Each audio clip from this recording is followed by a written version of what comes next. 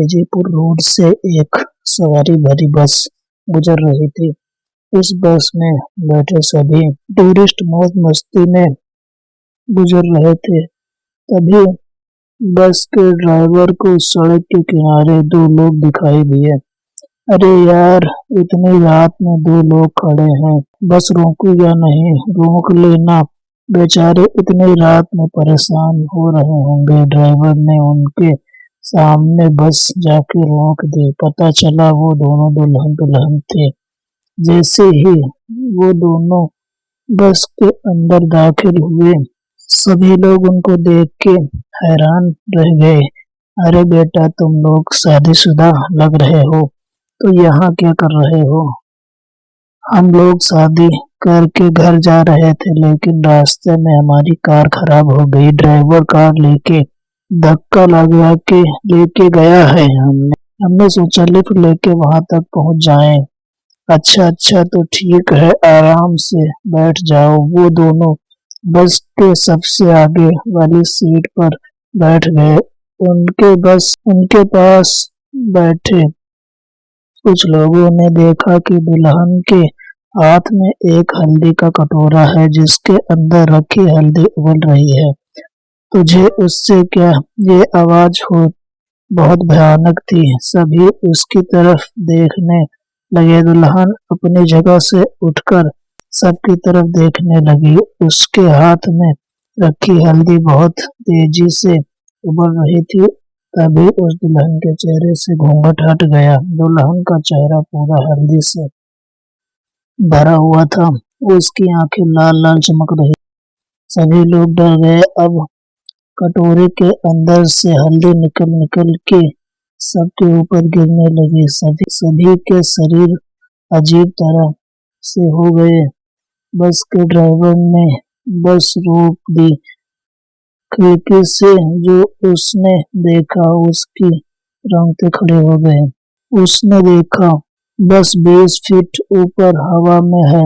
आप सभी को हल्दी लगने वाली है। इतना कहते ही बस हवा में गोल गोल घूमने लगी। बस के सभी शीशे टूट गए। बस धड़ाम से जमीन पर आ गिरी। बस के सभी लोग मारे गए। बस के खिड़की और दरवाजे से भारी मात्रा में हल्दी निकलने लगी। सुबह जब ये घटना सबके सामने आई, पुलिस भी ये देखकर हैरान थी कि इतनी सारी हल्दी इस बस में आई कहां से? कैसे सबका इतना बुरा हाल हुआ कि सबकी मौत हो गई। कुछ दिन बाद उसी रास्ते से एक और बस गुजर रही थी। उनको भी उसी रास्ते पर वही दूल्हा दुल्हन नजर आए। ड्राइवर ने उनको भी बस के अंदर चढ़ा लिया। बस में बैठे सभी लोग उनको अजीब तरह से देख रहे थे। अरे बेटा, लगता है तुम्हारी नई नई शादी हुई है, ऐसे खड़े क्यों हो? हम इस बस में सफर के इरादे से नहीं चढ़े हैं। हम दोनों आप लोगों के साथ अपनी हल्दी की रस्म पूरी करना चाहते हैं। क्या आप हमारी खुशी में शामिल होना पसंद करेंगे? कहकर दुल्हन ने एक झटके से अपना घूंघट उठाया।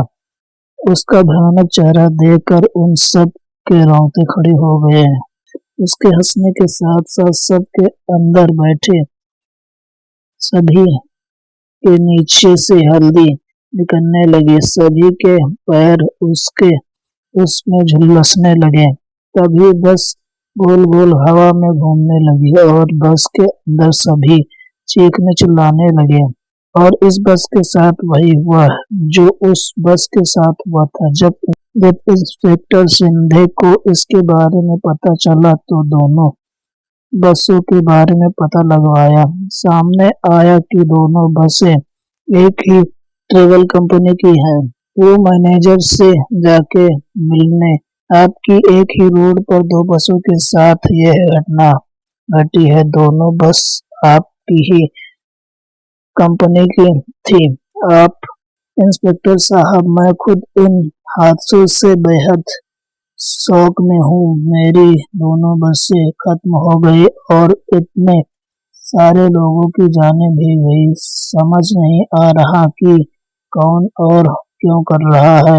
आप हमें ये बताइए कि कोई ड्राइवर इन हादसे से पहले ड्राइवर बस छोड़ के गया है या फिर कोई छुट्टी पर है? ये सुनकर मैनेजर ने जवाब दिया, छुट्टी पर तो कोई नहीं है, ना ही किसी ने जॉब छोड़ी है, लेकिन एक ड्राइवर है, रोहन, जो पहले बस चलाया करता था लेकिन अब वो कैब चलाता है। क्या आप ये बता सकते हैं कि वो आखिरी बार वो बस लेके किस एरिया में गया था? हाँ, कर सकता हूँ। हाँ, रोहन एक बार रोड विजयगढ़ रोड पे लेके गया था, जिस बस के साथ लूट हो गई थी और कई लोगों की जानें भी गई थी। लेकिन अब आप वही करेंगे जो मैं कहूँगा, लेकिन उस ड्राइवर को कुछ पता नहीं चलना चाहिए। रात को तकरीबन 9 बजे मैनेजर ने राहुल को अपने कैबिन में बुलाया, जल्दी से स्टेशन पहुंचो। वहां से मोहित नाम के पैसेंजर को लेके उसके घर छोड़ देना। ठीक है सर। रोहन कैफे लेके स्टेशन पहुंचा, जहां इंस्पेक्टर सिंधे एक आम आदमी बन के खड़ा था। सर, क्या आप ही मोहित हैं? हाँ, मैं ही हूँ। सिंधे कैफे के अंदर बैठ गया और रोहन ने कैब को आगे बढ़ा दिया। अब एक रास्ता आया जहां एक रास्ता सीधे जा रहा था और एक विजयगढ़ रोड की तरफ जा रहा था। सुनो, गाड़ी विजयगढ़ रोड की तरफ ले चलो। ये सुनकर रोहन के माथे पे पसीना आ गया। हम सीधे रास्ते से नहीं जा सकते क्या? क्या बकवास कर रहे हो? अभी तुम्हारे मैनेजर को कॉल करूं क्या? ये सुनकर रोहन ने कैफे को विजयगढ़ रोड पर ले लिया। जैसे जैसे वो एक्सीडेंट का एरिया करीब आ रहा था, रोहन का गला सूखने लगा था। अचानक से कैफे के सामने वही दूल्हा दुल्हन खड़े हुए। आ गया तू, तेरा ही इंतजार था। ये देखकर राहुल के दिल की धड़कन मानो रुक सी गई। आ गया तू, तेरे ही इंतजार था। उसने बैग लगा के गाड़ी पीछे लेनी चाही तो उसके पैरों में जलन हुई।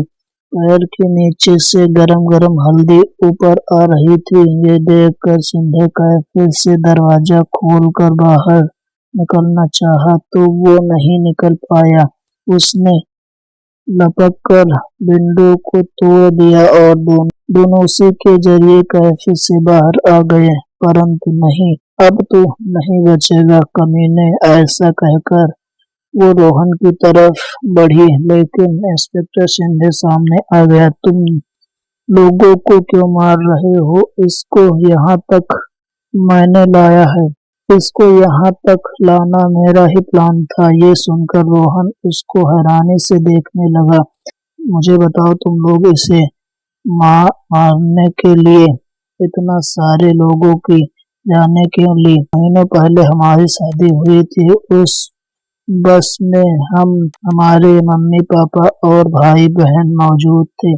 सभी ने महंगे महंगे गहने पहने हुए थे। उस बस को ये ही चला रहा था।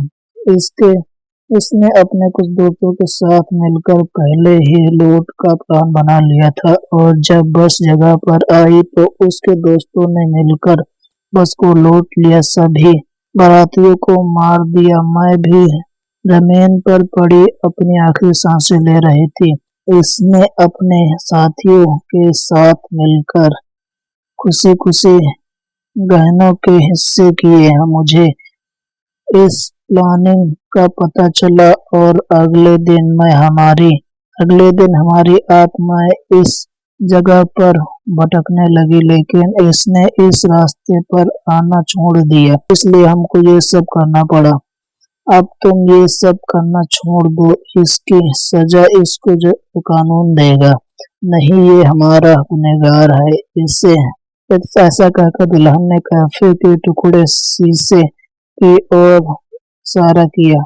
उसके हाथ के इशारे से ही कांच टूट के आसमान में उठ गए। कांच के टुकड़े उसके शरीर पर जगह जगह पर जाके लगे और वो जमीन पे गिर गया और तड़पने लगा।